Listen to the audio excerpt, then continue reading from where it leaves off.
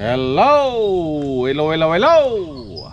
Magandang araw at magandang buhay at panibagong vlog na naman si Moises ng Lumpo. So, samahan nyo ako, i-update lang natin itong mulabi na naigrap sa tugas. Okay? After 2 weeks, ito na siya ngayon. Tinubuan ulit ng mga panibagong mga sanga.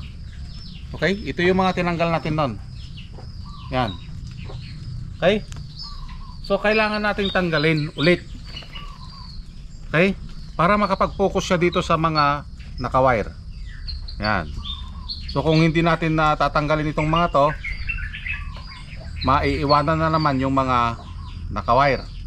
Okay?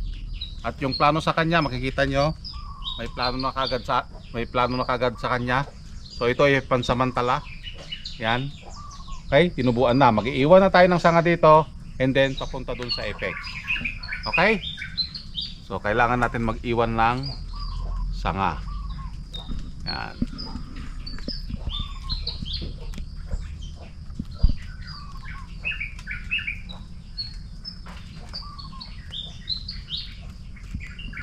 Yan. So kailangan bago mo gawin ito, nakaplano na. Alam mo na kagad kung ano yung mga tatanggalin mo. Okay?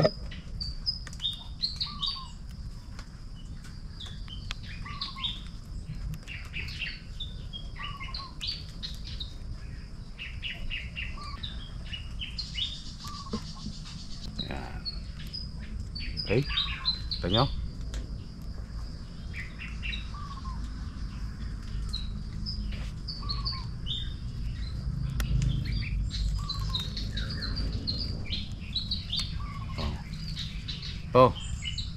Ito mga tinatanggal natin na ito para maiwasan natin yung paghina ng mga naka-wire. Okay?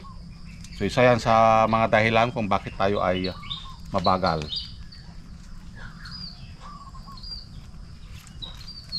So madami kaagad tumubo.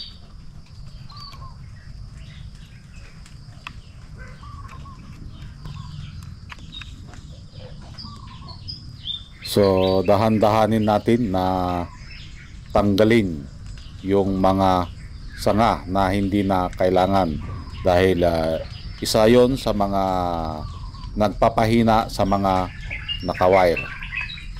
Kailangan yung pag-distribute ng nutrients sa ating halaman ay maibigay lahat, okay, sa mga naka-wire.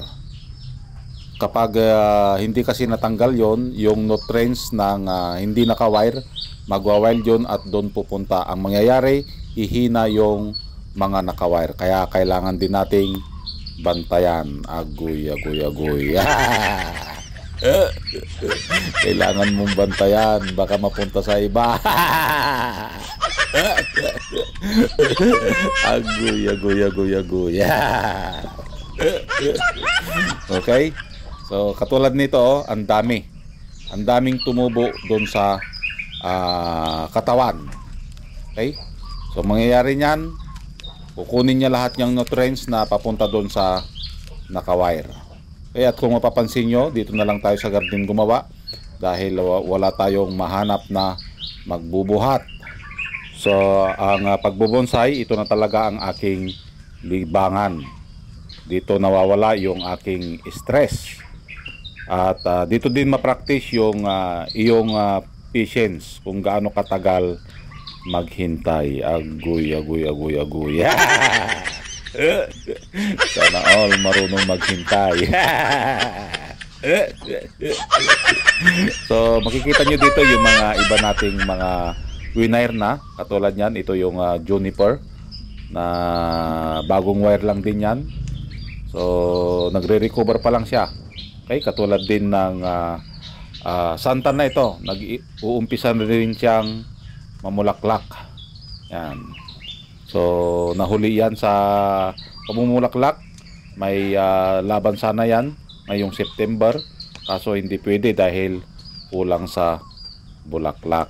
Ayun, di nag-bloom.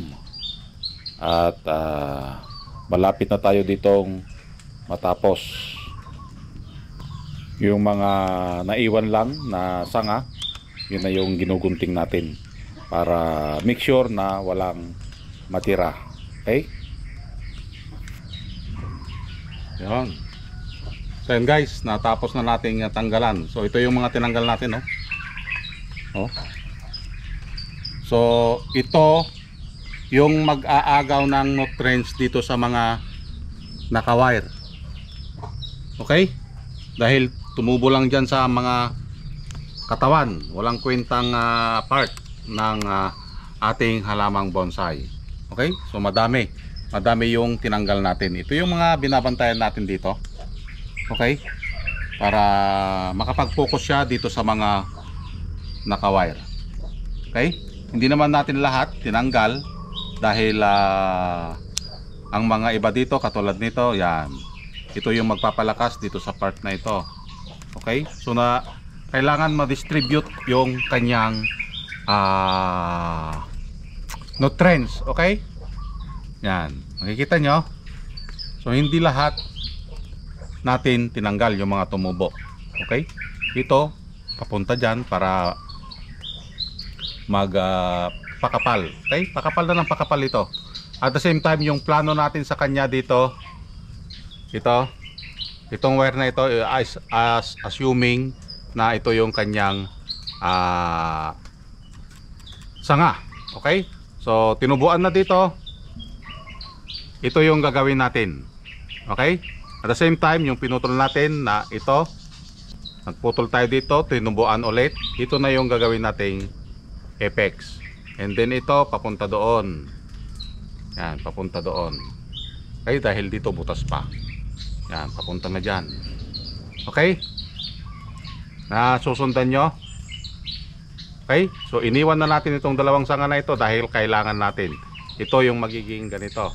Tapos ito naman yung apex nya, ito yon. Okay? So ganun lang. Para ma-distribute ng mabuti ang kanyang nutrients, tanggalin ito. Okay? Parang siya. Agoy. Bantayan mo. Baga may kaagaw na sa nutrients.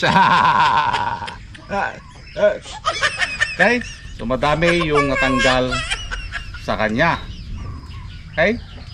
So sana may natutunan tayo dito na kung saan yung mga sanga na pinapalaki natin ay tanggalin na natin yung mga hindi na kailangan na tumubo.